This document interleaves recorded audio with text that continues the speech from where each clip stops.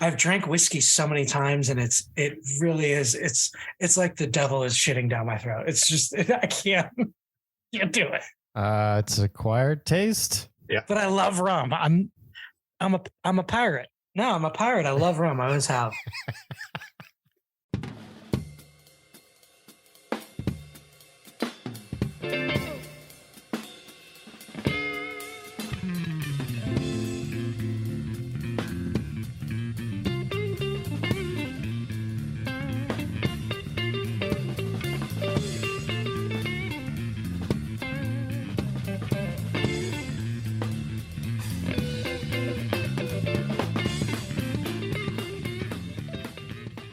Welcome to the Bottle of Brown podcast. I am your host, Danny Paul. Joining me in the Bob Media Studios tonight is the Baron of Bourbon himself, the Shah of Santa Margarita, the Liege Lord of Loathe, Leon Coventry, ladies and gentlemen. Danny, I have a surprise for you tonight. I see that. I dug somebody out of the cellar that we used to drink a lot of. I wouldn't say brown because we weren't sophisticated or had the money for it, but a lot of drinking back in the day. Welcome to the Midge, our friend of a Hello. long time. Hello, the entire stratosphere. I did a kind of like 58. Field of Dreams. If you book him, he will come. And I booked you, and we've never actually had you on the pod, but here you are. A glorious day. The details got lost between you and my agent, I'm sure. Whatever, you're here. You're here, whatever.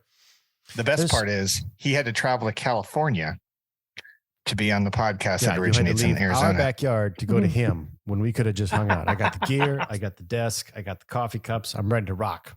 I'm still yet to be at your house, and I'm geographically entirely too close to you not to have seen your I've place. been to his house. We're going to have to do a live show.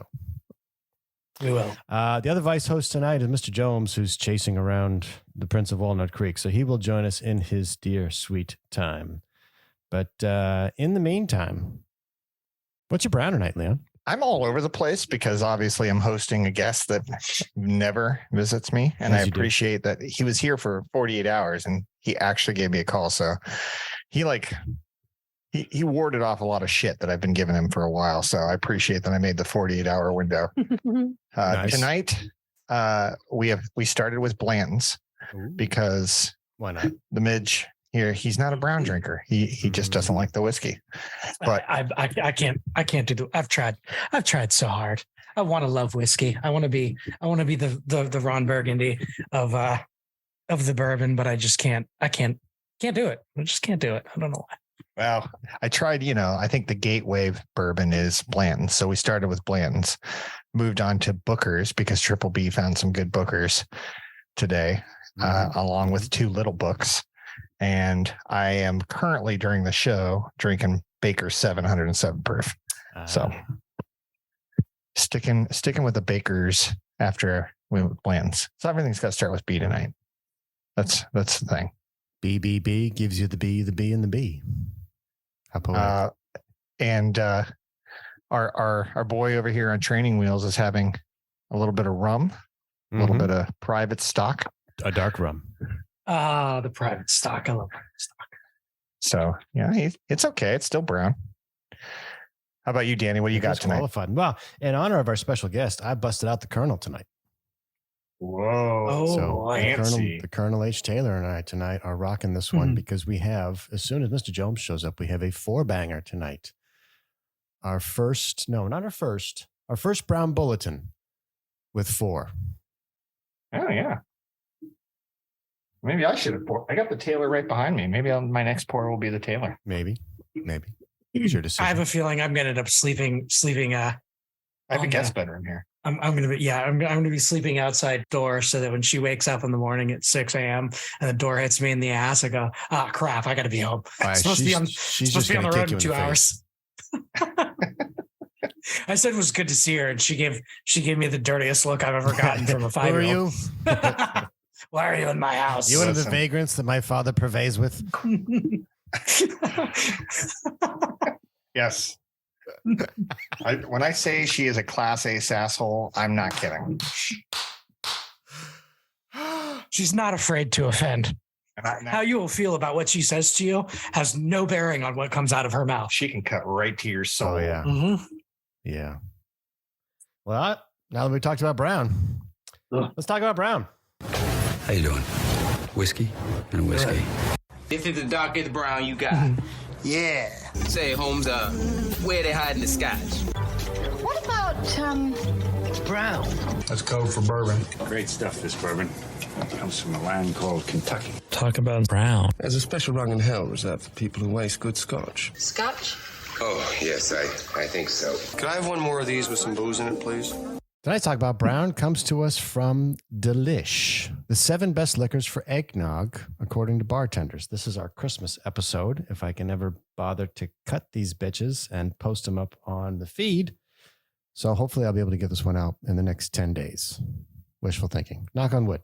Anyway, number 1 of the 7 best liquors for eggnog, according to bartenders, is Chairman's Reserve Spiced Rum. I think rum's kind of a go-to for eggnog, right? Yeah. Can I hit pause on this? Doesn't eggnog typically come with booze? No. Don't you buy it that way? No. I mean, I would never buy it. So Really? Not No, it comes in the half-gallon. not if you're carton not next if to you're a the milk. self-respecting eggnog enthusiast. No. What is an eggnog enthusiast? Somebody who drinks it year round. Someone who likes to I boat. pour it over my Cheerios. Oh, I have had eggnog in my cereal. That is pretty good. It's a little sweetness. It's like Santa took a leak in your bowl of cereal. So for your edification, Leon, my take is that eggnog comes in the virgin variety normally, and it comes in a container that milk would come in because it's right next to the milk. right. Yeah. I suppose you could buy it with brown already in it, but that kind of defeats the purpose of spiking your own punch bowl. You know what I'm saying? Well, I never had the White Russian story with eggnog that I had. In defense, Is there milk in this? he's drank many things, many things that contain milk that everyone else knew contained milk, except for the one who is allergic to milk. So I don't think I've ever violently know if thrown you up could more than I did that night. eggnog then, because eggnog has a lot of dairy in it, I think. I don't do eggnog. That's Too my bad. point. It's pretty good. It's I'm learning thick. a lot tonight from this It's segment. thick milk with a lot of spices in it, like nutmeg and shit. All right. Anyway, then the Midge and I will have this conversation. Looks like Mr. Jones is ready to sit down and join us. So number 1 is Chairman's Reserve Spice Rum. Number 2, Woodford Reserve Double Oaked Bourbon, a favorite. Ooh, that's a of the sweet, Brown smooth Bulletin. one. That's impressive. Yeah.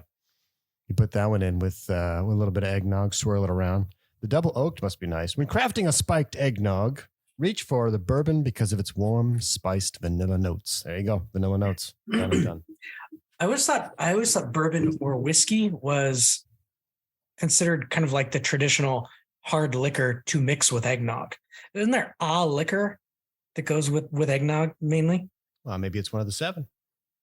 All right. Well, we'll find out. Let's see what the trend tells we'll have us. to find out. We'll have to see what the rest of the list is. Some of the list is bending up, Chuck. Keep the bass going. Number 3, 10-1 dark rum. This looks like a Japanese bottle. Let's see. Hints of baking spices really shine through in the eggnog. Looks like somebody's just joining us. Yes, Welcome, gentlemen. Mr. Jomes. How are we doing? Oh, yes! How are we Busy doing man, on this busy man. fantastic Thursday? You see, we got a special guest. I did. The Midge I has did. arrived. Twice my- in one day. Yeah. Hot It took day. me almost 6 Hot months damn. just to get him on the phone, and twice in one day I just blew my load all at once here. Yeah, it's like a rolling average. Yeah. Yes. All right, number good to see 4. you. Try to have my Advertisement. biannual conversations. All right, here's an interesting one. Keep up relations. Espolón Reposado Tequila. You want to put a little tequila in your eggnog. That is actually good tequila from somebody Yes. who doesn't really like tequila. That's a smooth one. It's rated very well for its price point and mixing with cocktails. $27 is the price point listed here. Instead of brandy, it's built around rich aged tequila and nutty amontillado sherry. Okay. Espolón Tequila Reposado. That's number 4. Number 5, Mr. Black Coffee Amaro. We were going to get into Amaro in one episode. We never really dug into it. What exactly is Amaro? Does anybody know? No That sounds like a bastard child of amaretto. I was thinking the same thing. It feels like it's a spinoff of amaretto. It is an liqueur? aperitif. I think it's a liqueur. Yeah. Yeah, because this one here, they suggested mix a little rum with the Amaro, but the Amaro, subtle notes of baking spices and the coffee are perfect to make an after-dinner eggnog cocktail. $48 a bottle. The first time I got violently ill from drinking, it turned out to be one of many, was doing, Leon Coventry III was doing was doing shots of amaretto for some god awful reason, doing shots of amaretto with Brett at 17 years old. Oh, you threw up all over the toilet. Oh my God. I've never. You kind of shoot whatever you can get at that age, right? Yeah, he really enjoyed. He really enjoyed. I know about what he enjoys. Danny, do you remember the high Jews? I remember the high Jews. I remember the round table and the dive bar in Mexico. I remember many things. Oh, right, Mexico! Number 6. If Mexico could tell our stories. Well, we should have a special Mexico episode. Number 6. We surely should. Casa Noble Reposado Tequila. I have 2 tequilas in the mix. Both Reposado tequilas. Really nice vanilla notes that come through. And Casa Noble is the recommended one. That's $55 a bottle. We're getting up there. Number 7, Colantes Fossi Amontillado.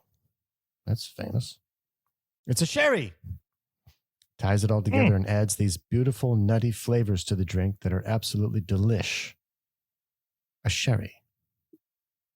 I guess you could go with that. Sherry's burn from what I can tell. Like sherry is all hug from what I understand. I just cook with it. Yes, well, of course you do. Oh, who's this person? Hello. What's her name? Sherry. Well, hello. She's running a countdown. Is that it? We made it to 7. That was it. Sherry. That was it. Number 7. Colantes Fossi Amontillado. All right, so let's go back and review. We're going to vote here on which one we would do. Yeah, I'm going to go quick. So we got Chairman's Reserve Spice Rum. I would do the last one. Woodford Reserve Double Oaked Bourbon, 10-1 dark rum. So we got 2 rums. Espolón Reposado Tequila. Mr. Black Coffee Amaro. Casa Noble Reposado Tequila. So we got 2 rums, 2 tequilas, a bourbon, a liqueur, and a sherry. I feel like what I think it is. I think it's actually rum. Now that I think about it, is the one that's most common for eggnog. Like Bacardi. It's just straight Bacardi rum. Yeah. So that brings us back to 10-1 dark rum, $46 a bottle, or Chairman's Reserve spiced rum, $31 a bottle. Hey, I know what eggs are. What's the nog part? Well, see, first you put in the eggs, and then you pour in the nog. That's a stupid question. Right, but what is the nog? Is it just nog? Is it called nog? It's eggs and cream and nutmeg and cinnamon and I should probably look it up. Tell you what, so Leon, at the break, have you even had it? At the break, I'll look it up.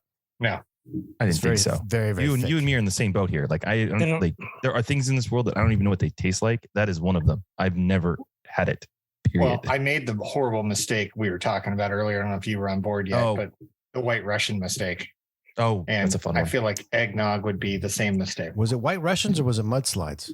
It was mudslides. You're right. Mudslides. It was mudslides. Yes, what's really the difference? They were delicious on the way in and the way out. With a Malda and giraffe. Ugh. This is delicious. Why can't I feel my tongue? There's milk in these. Uncle Polly almost lost his shit that night. Yeah. All right.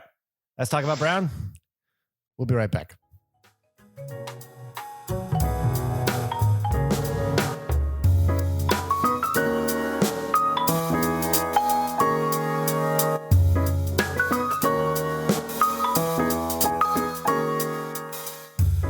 Welcome back. Let's do the news. News team, assemble!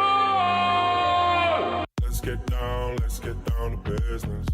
And I got news for you. Tonight's headlines come to us from Gallup. This is dated December 13th, Leon. This is fresh. This is 2-day-old news. Government remains America's top problem in 2022. Preach. Surprise, surprise. All right, story highlights. Here we go. Average 19% in 2022 names some aspect of government as the biggest problem. 16% cite inflation, and 12% cite the economy in general on average. Satisfaction with direction of the U.S. averages 18%, similar to 2008 and 2011. For the seventh year in the past decade, Americans named dissatisfaction with the government as the nation's top problem in 2022. An average of 19% of adults have mentioned some aspect of government as the most important problem facing the country in Gallup's 11 measures this year. Government edges out the high cost of living or inflation, outpaces the economy in general. Further down the list, immigration, unifying the country, COVID-19, race relations, and crime, all less than government. Nice graph here. 19% mentioned government. The next closest is 16%, which is the high cost of living / inflation. So we don't even care about inflation. Government's fucked up. Some other interesting ones here. Partisans' top 3 mentions of most important problem in the United States. Something we agree on. Annual average of January to December monthly results. Top 3 mentions of most important problem. Among Republicans, 25%, the government. Among independents, 16%, the government. Among Democrats, 18%, the government. Big ticker jabs. Interesting to note here that independents are the same in terms of whether government or inflation is the problem. But Republicans, by and large, think that inflation is also a problem and the economy is a problem. And what I thought was interesting with this one here is you guys can see on the right there, Democrats don't particularly care about the economy. Huh. Well, why would they? Government pays them. Oh, boom. Mic drop. You're gonna boom roasted? Boom roasted. Why would you care about the economy? I think it doesn't mean anything to you. I think it's interesting that Cut me a check, government. That independents were the lowest in terms of thinking the government was the problem. Like, wouldn't you think that they would That's the other way around. At least, like, maybe not the highest, but at least second after Republicans? You'd expect independents to be very, very close to where the Republicans are. Perhaps, but Republicans have been angry for a long time. Well, I'm not surprised the Republicans are at the top of the list. I would think it would be higher than Democrats. But maybe they play both sides and he complains that the government's the reason that it hurts when he pees. You know who he is.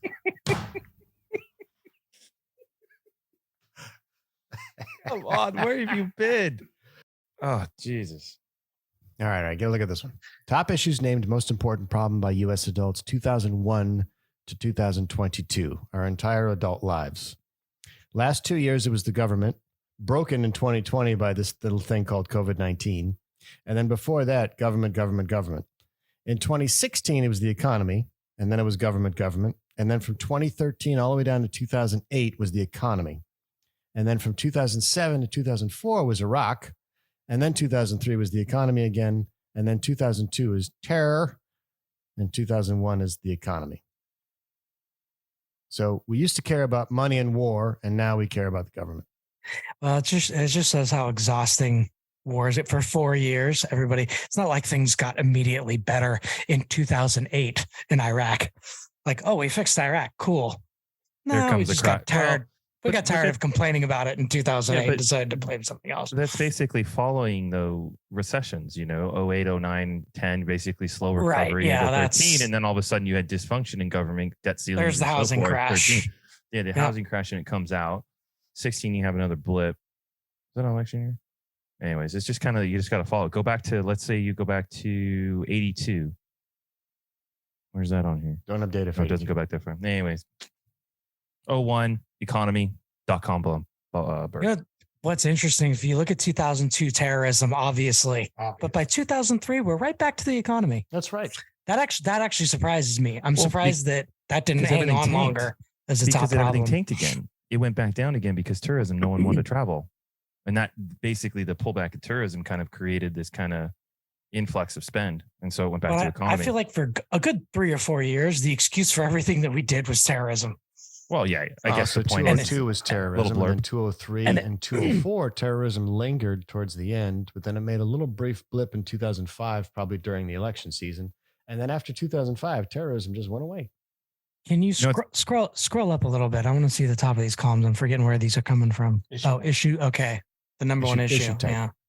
Yeah. Okay. As always, we're going to post these links in the show notes for those of you listening at home. But we did have a little blip in 2008 around gas prices. I got to poop.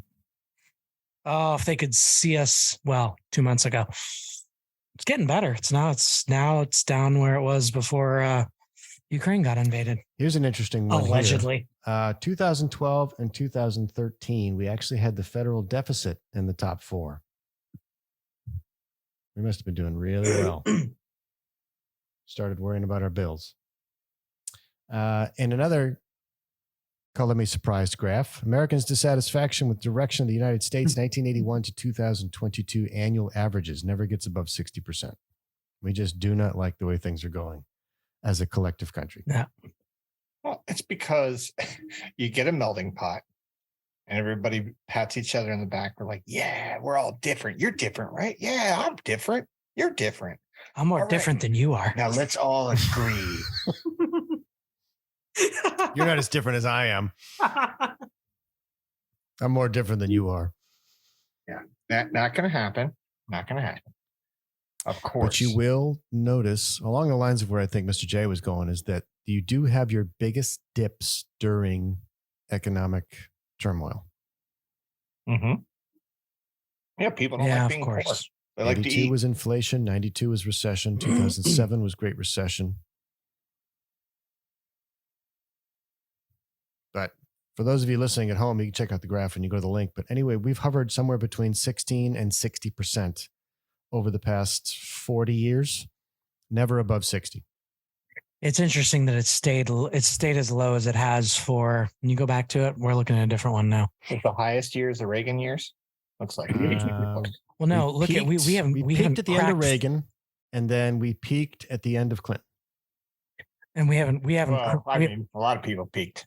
We haven't cracked 40% since 2004, 2005. Yeah, so have 2000, not cracked 40%. 2000, 86, 98, and 2000 were our peaks, and then everything crashed after that. Mm-hmm. And our nadir was 2008, and then 2011. Anything happened in 2011? You guys remember? Yeah. Anything of note? No. Leon lost his virginity. Good to know. Yay, next graph here, partisan satisfaction with the direction of the United States, 92 to 2022. So we got 30 years. In general, are you satisfied or dissatisfied with the way things are going in the United States at this time? So let's see. Democrats like when Democrats are in Democrats like when Democrats are in office. Shocker. And Republicans like when Republicans are in office. And Democrats like when Democrats are in office. And Republicans like when Republicans are in office. This is interesting, though. Despite all of the data, the independents seem to follow economic shifts. Independents hated 2008. Democrats hated 2008 more than independents. And the Republicans didn't hate 2008 until 2009. Well, it took a little time to lose that money. Probably because of Obama. And then all throughout the Obama years, the Republicans are in single digits until Trump, and then they spike to 64. So it's very much who's winning. Yeah. And it's all tribal. I don't know. I feel like 2009 to 2015 was kind of a high point for school shooting. So could have nailed it. You have any data to back that up? Leon is not amused. So high point for Democrats was 2000. That was the dot-com bubble. High point for Republicans was 2004. That was W getting reelected. Low point for Democrats was 2008, which was the Great Recession. And low point for Republicans is this year. Yeah, big surprise. That's a big surprise. 4%. Bottom line, dissatisfaction with the government continues to exceed all other single issues as the most pressing in the United States in 2022. While the COVID-19 pandemic has improved throughout the year, inflation has worsened and heightened Americans' concerns. The nation's sharply divided political landscape and the troubled economy, no doubt, have affected the public's satisfaction with the direction of the country. That is the headlines. Let's get to the crank file. I could look for something in the crank file. Crank file. Whatever. Tonight's crank file comes to us from Popular Science. Science! Why German scientists got cows stoned. Yes. Never Real been news, more people. proud to be German descent. Real news. I do love the Germans. I do love them. If you give a cow hemp, expect some silly bovine behavior and THC-laced milk.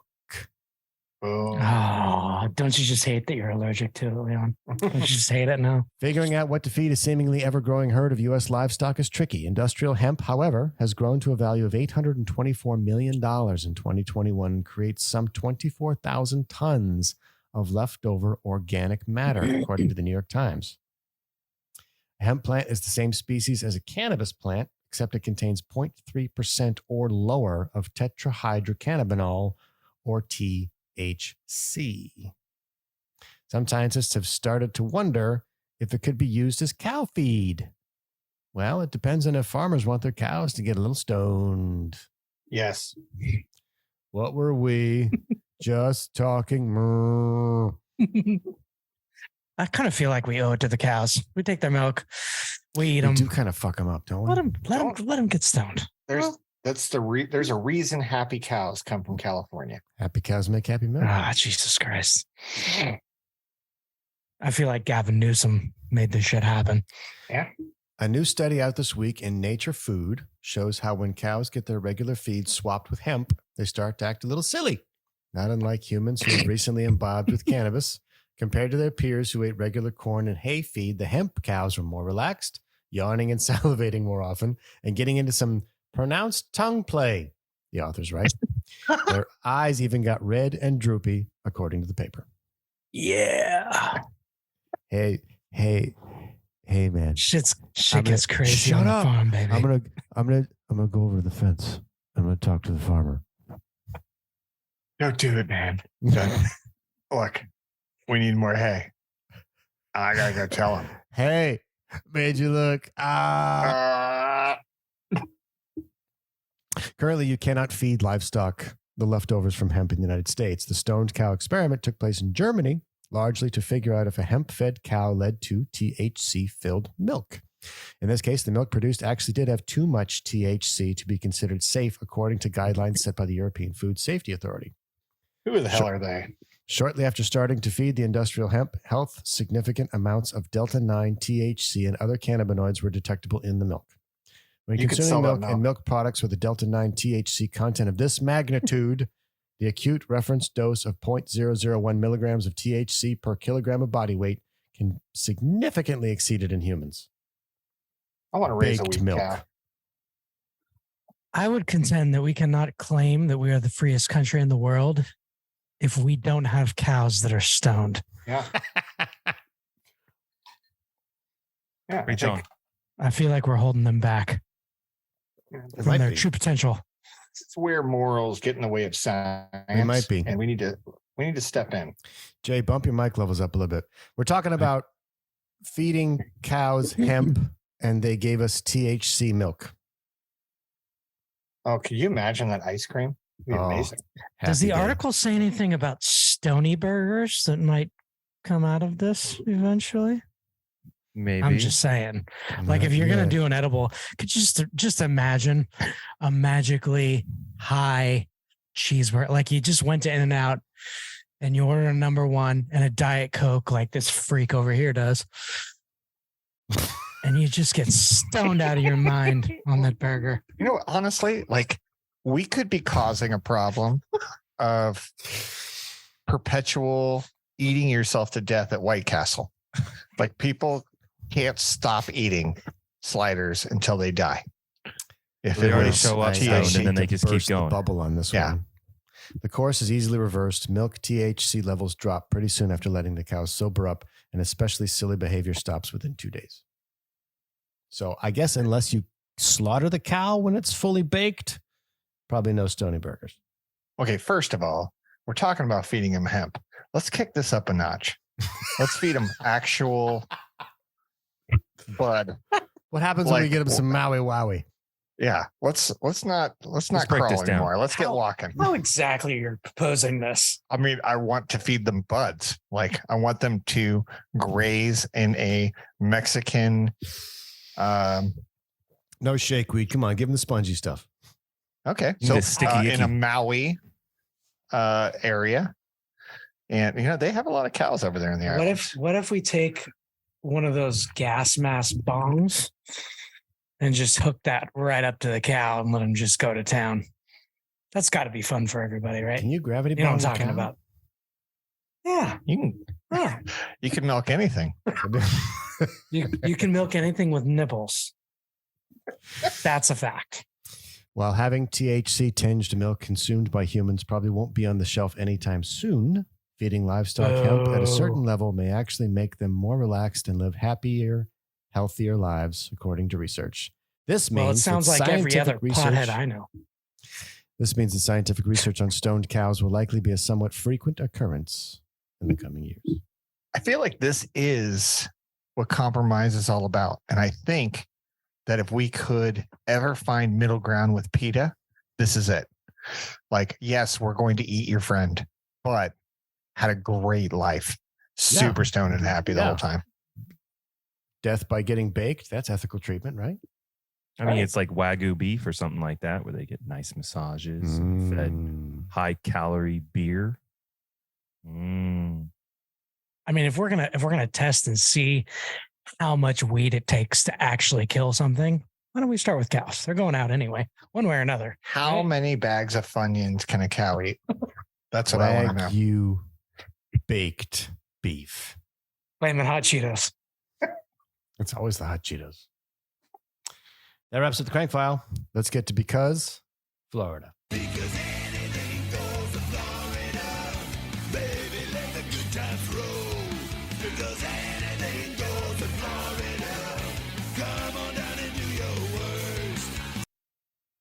So weird, Danny. I was just thinking, when are we going to get to Florida? What's going on in Florida?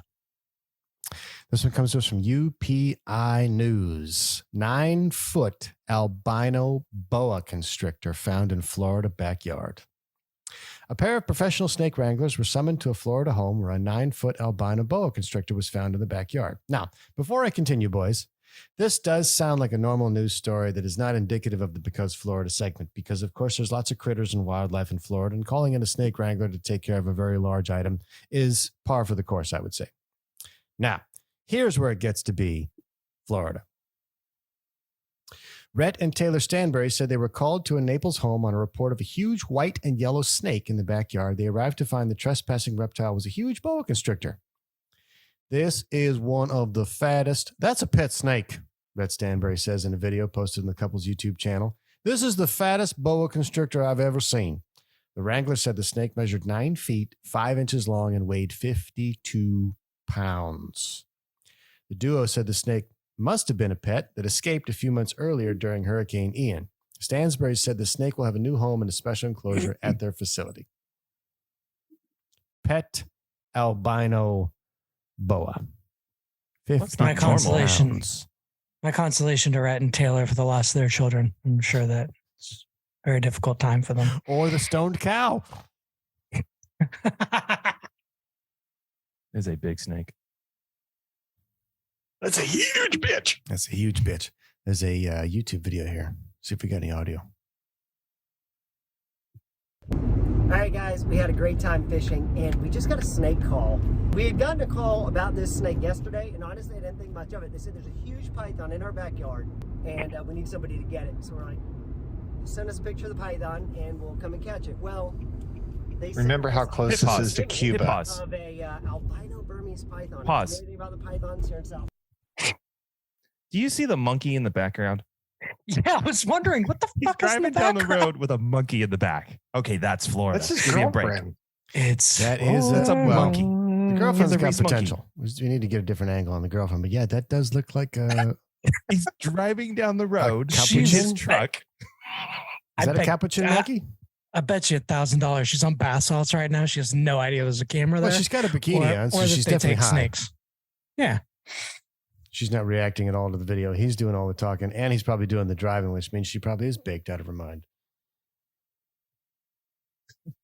Yeah, I drive down the road with a monkey in the back of my car. Yep. Can we? Brown and tan. And now today they just messaged us saying, please, the snake is back, and they're sending these blurry photos of like. Oh, and she's licking her lips like the stone cow. So there's some big albino snake in the yard. We told them just to stay back and we'll be there, find out what it is. But it's obviously some kind of released pet. It looks kind of big. Could be a big snake. Let's go check it out. Let's see what it is. What is on her mouth? The monkey's Why is like, her mouth like Yeah, the she's a monkeys fucking running talker, around. huh? The monkeys are around the back going, I swear I left my chapstick here somewhere. It's in here. I know it is. It is a sizable beast. Wow. That thing does not look like a snake. Looks like a turd. That's so Florida. All right, so if fast forward a little bit. Yep, there you go. Put a bag on its head. That's how all good encounters start. Oh, yeah, he Oh. snapped at you. Ooh, yeah, he's Now watch mad. yourself, son. That's an albino.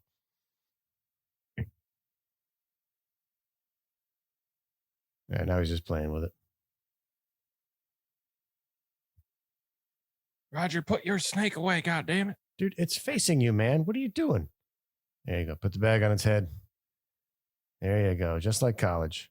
And he puts the snake in a bag. Oh, we're back in the van and she's talking. Probably close. Yeah. I was holding it. There's still some on the ground. I I don't think it's that long. I think it's like close to 8 feet, but that is probably the. That bow is not 8 feet. Will- You're not that Oh, I was going to say, are they still talking about the snake? 6 inches. You are not Clearly saying not a good judge of You're size. using the wrong ruler. Toby, because obviously he's not trying to live this life of handling this boa.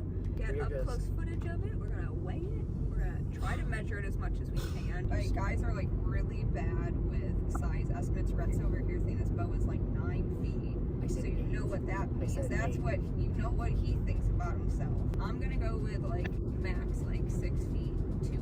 The monkey ain't having it. Look at that. He doesn't. He's got a diaper on.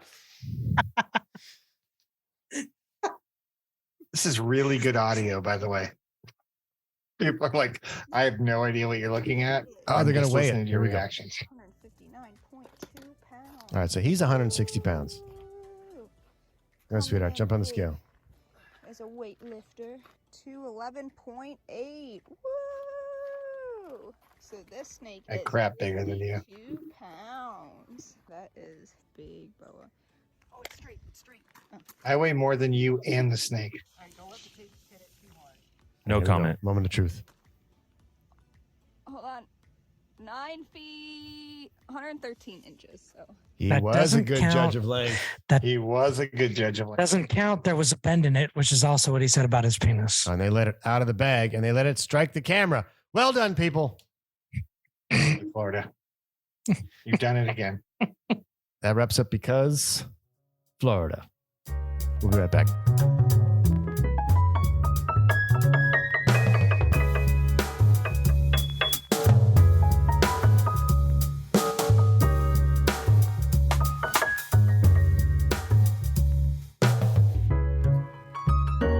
Welcome back.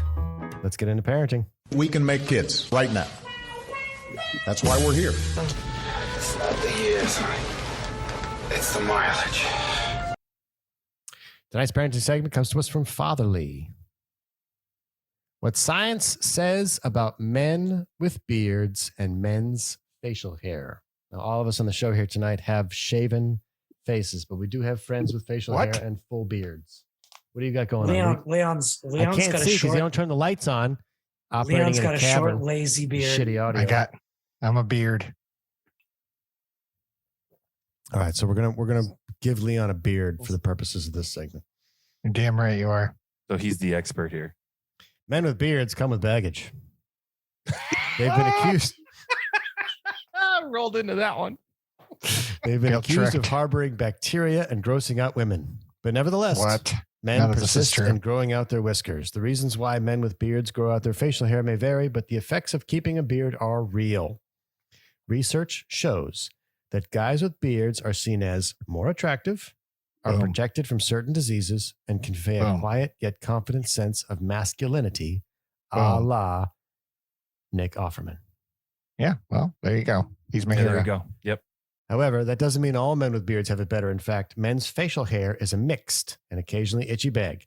So, should you sport a beard or not? Here's what scientists have discovered about the benefits and drawbacks of being a man with a beard. Beards probably don't have poop in them, but they're still dirty. I like the probably part. Just Leon's beard has poop in it. I can smell it from here. A few bearded volunteers in a certain study had trace amounts of fecal matter in their beards. These observations were not part of any national trend. In other words, just because a couple of guys in New Mexico have poop in their beards doesn't mean you do. But more recent research has found that beards have more bacteria than dogs do. So having a beard may warrant some extra time in the shower or an extra wipe.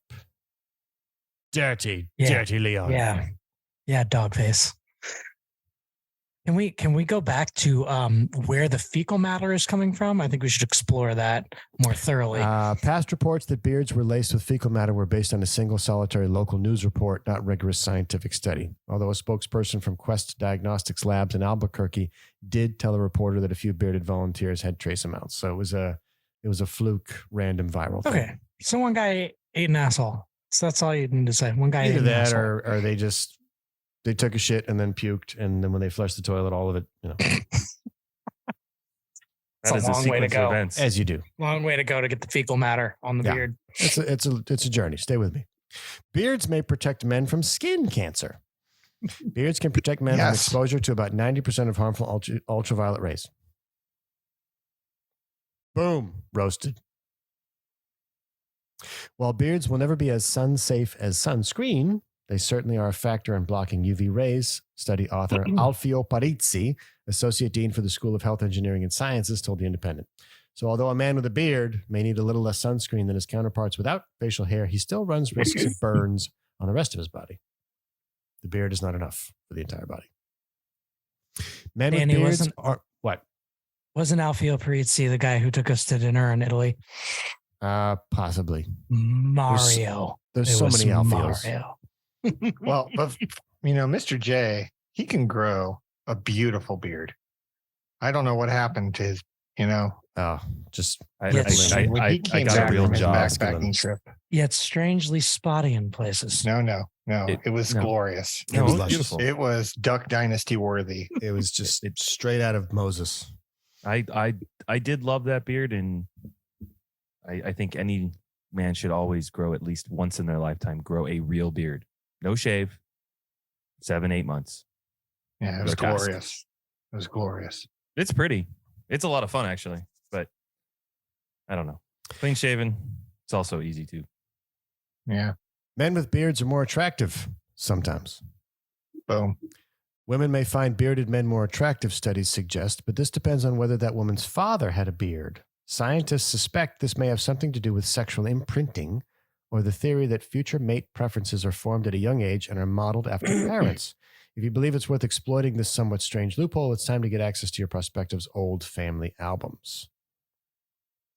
Guys with beards are seen as more manly.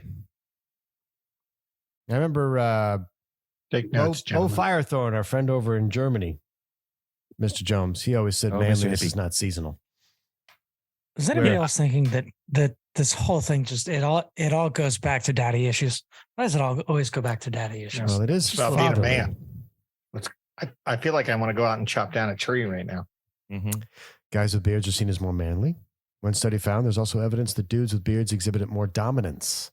And some Mhm. controversial research suggests that bearded men are prone to sexist behaviors. Although that final study has Mhm. since been disputed, men with beards do seem to portray outward masculinity that's hard to replicate sans facial hair. You sound like a chick. And Leon, What you wearing, girl? guys with beards die young. Even better. It's just getting better and better. It's not all roses for guys with beards. One study found that infrequent shaving of facial hair was linked to early deaths from all causes, most notably cardiovascular disease. Researchers suspect that this increased death risk is mainly due to lifestyle differences because bearded men were more likely to be shorter, less likely to be married, had fewer orgasms, and were more prone to smoking. Lazy. Leon? Lazy. No comment. Still, hormonal factors may be at play. So live it up while you can, bearded guys. You only get one life. Let me get this right. If you grow a beard, you're more awesome. You're more manly. You're a badass. And you lose the years that you shit in your pants anyway. Is that what I'm hearing? Give or take, yeah. Give or take, yeah. Yeah. Yeah. I feel good about it. I feel good about my decision. After a walk through the Leon Coventry home, I'm gonna guess that alcohol poisoning is gonna be, or liver disease will be the reason for his death, because literally there's the only sustenance in this whole home is whiskey. Is Did there you see his a magic liquor you've shelf? been in without whiskey yet? I opened all the cabinets. I think Belle wakes up and just takes a shot. And it's like, So what you're saying is we need an intervention. She has like 5 pieces of bacon at lunch, and then does a couple of car bombs. That's the Nick Offerman life. It's a manly house. What's up? We have a booze area in every room, I think. I have yet to see a space without a bottle of liquor in this place. Did you expect any different from me? No. Yeah. I'd be disappointed if I saw anything else. And welcome to the Bottle of Brown podcast. You're welcome. Stay on brand, buddy. Don't let them talk to you. Stay on brand.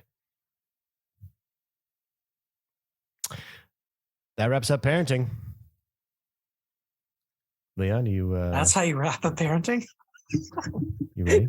Yep. Guess your kid's drunk. Oh, I thought it was you, but I always have something to loathe about if it's not you. That's good, because it's time for Leon Loathes. So far, Danny, I haven't heard a single logical reason. No, don't accept this. It's frustrating. And we haven't cured cancer. We have not cured cancer. I don't know the answer. I'm just ranting about it. Leon, I don't have anything particularly chafing me at this time, and this is your segment, so the floor is yours. You know me, I always have something to bitch about. Our Republican. You know what I don't understand? How I got the opportunity today to leave a little early to do my shopping, my Christmas shopping, which I feel really good about because usually I'm like right under the wire. But today I got some shopping done. How is it that Christmas shopping catches retailers off guard? How is this not a known fucking thing at this point? You mean like how do the ports not prepare for big boats? Right. Yeah. How is this not a known thing? Like, how do we get the word out so that realtors see that the problem with Leon Lowe's, them here, Mitch, is that it's at the end of the show and I'm already wasted. So that's why they do this to me. You're only missing a couple of syllables so far. You say it's a problem. I think it's actually winning for everyone. Retailers. I think it enhances the content. Exactly. Well, thank you. Good job. Retailers don't do the forward planning required to fulfill the need of the biggest boom of the year. I went to 3 different stores today. All 3 of them gave me the same excuse. Oh, yeah, we had some sick calls in today. I mean, we just didn't have, I'm sorry for the line. And the lines were long, really long. And people left. Like, they were like, nope, I'm not waiting in this line. I'm probably going to go home and order from Amazon because I got better things to do. If you're brick and mortar and you're competing with Amazon, pull your fucking head out of your ass and figure out a way to get people through the register to accept their money faster. This is ridiculous. How is this catching them off guard? Am I wrong? Am I crazy on this? I'm juggling 3 retail jobs. Best Buy, Walmart, and Bed Bath & Beyond. I've had it with all you people. I called in sick to all of them. So it's 10 days before Christmas. Order on Amazon like everybody else. Well, I mean, Bezos, you nailed it. Everybody doesn't want to wait in line. I get it. You made it really easy. I personally try my best to support brick and mortar if I can, when I can, not as much as Triple B. She's better at it than I am. I will stand corrected. She's better than I am, but we do our best. And listen out there, retailers, you're going to lose if your lines are longer than 6 people and you have somebody who just learned how to work a register standing there. It's not going to work. You're going to frustrate people and no one's going to come back. It's not a long loath tonight. It's just reality. It's reality in the Christmas season. And I know that, all the government that we love and trust talks about how awesome our job market is right now.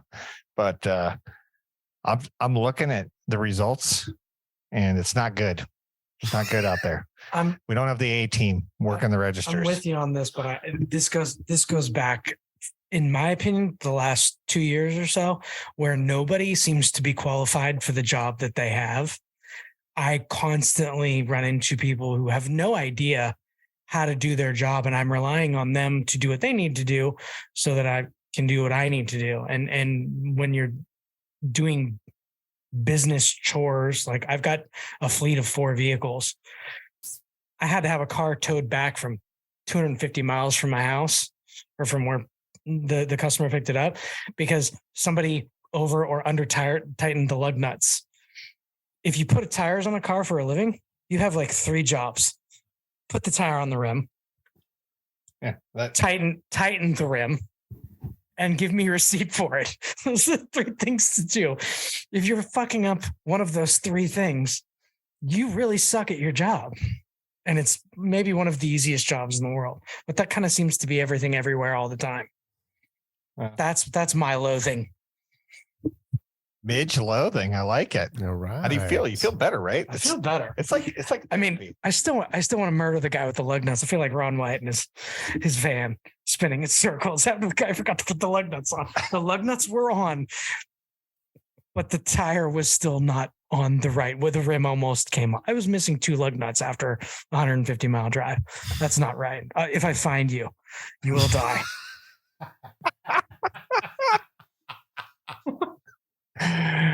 Very rarely do we get a guest appearance on this segment, and I really appreciate your feedback. I feel like that's why we're kindred spirits. Always got your back. Always got your back, Leon. Well done, gentlemen. Well done. Let's get to the bottom of the bottle. This bitch is empty. Yeet! I got 2 this you get episode. 1. You get 1. I couldn't decide. I couldn't decide. I got 2. We're going to do 2. We're going to, of course, we're going to stay on brand for the show. So we're going to do the one that I told you guys about earlier. But I think this other one, the legal one, is fascinating. So alcohol consumption in the United States was almost 300% higher in the 1800s. Whiskey was sold for 25 cents a gallon, 3.78 liters, making it cheaper than beer, wine, coffee, tea, or milk. So think about shit you can buy by the gallon. I think right now water wins, but a gallon of milk is pretty close to a gallon of gas. You certainly can't get a gallon of Snapple. What would a gallon of coffee be at Dunkin' or Starbucks? Are we looking at $6 for a gallon of coffee? No, way more than that. And what do you think about what about a gallon of beer? Even the shittiest crap beer that we used to drink in college. Can you get a gallon of beer for the price of a gallon of water or a gallon of milk? Depends on how it's served. But Oh, that's probably about some, $25. natural gas. that's some lousy beer. You can probably get a 6-pack of Natty Ice for $5. Yeah, I'd but say. like all in 1 gallon, like serving. Like just think about think gallon of your shittiest handle of Brown. Think of your I've never even heard of this brand crap, like the stuff that we did the staving experiment on, Jay. Think of that shit. Can you get a gallon for Only $6? whiskey. No. I don't think there's anything under $6. You can't even get vodka for that price. Vodka, the best you could do is pop off it in like $9.50, maybe. So how many regular size 4 Locos make a gallon? I don't even know. 8, maybe 16. Anyway, give you an idea of what happened over in the 1800s. That's how much they drank because that's how shitty life was. So if you got also somebody what was that actually drinks like- too much, like our boy Leon there, don't worry about it. He's fine. Historically speaking, he's dry. It's because you were, drowning your sorrows, your filthy beard. Words to that effect. I can't hear you from all the way down there. Midge, speak up. How could Last you piece not of hear wisdom I me? have here is in a jury trial, A Chewbacca defense is a legal strategy in which a criminal defense lawyer tries to confuse the jury rather than refute the case of the prosecutor. It is an intentional distraction or obfuscation. If you want to know two people that probably don't add a lot to society, it's probably in the realm of law and maybe finance. No offense to Mr. J. None taken. Thank you for not bringing landlords into it. You put a roof over somebody's head. You're Damn important. right I do. You're damn right. And then you kick them on the street when they don't pay their rent on time. And when the state of California Damn won't right let I you do. evict them, it just reminds you how much critical you are as an essential service. Because there's 10 people knocking on your door to get inside that nice roof over their head now. Mm-hmm. I'm going to take that roof off. Save some money. Just put up That's our walls. show. You can email us at bottleofbrown@gmail.com. Give us a call at 602-529-4562. Leave a message for Danny, Leon, Mr. Jomes. Give us ideas for content or refute anything we say at the show. If you like the show, please like, follow, subscribe, share with a friend. Get the word out, people. More listeners get to enjoy great content like we throw at you on an inconsistent basis. We're on Apple, Spotify, or wherever you get your podcasts. Share a drink with us next episode. Same brown time, same brown channel. bottleofbrown.com. Thanks for joining us, Midge. Happy Thank to be you. here. Thanks for having me. Thought I could make half the show today.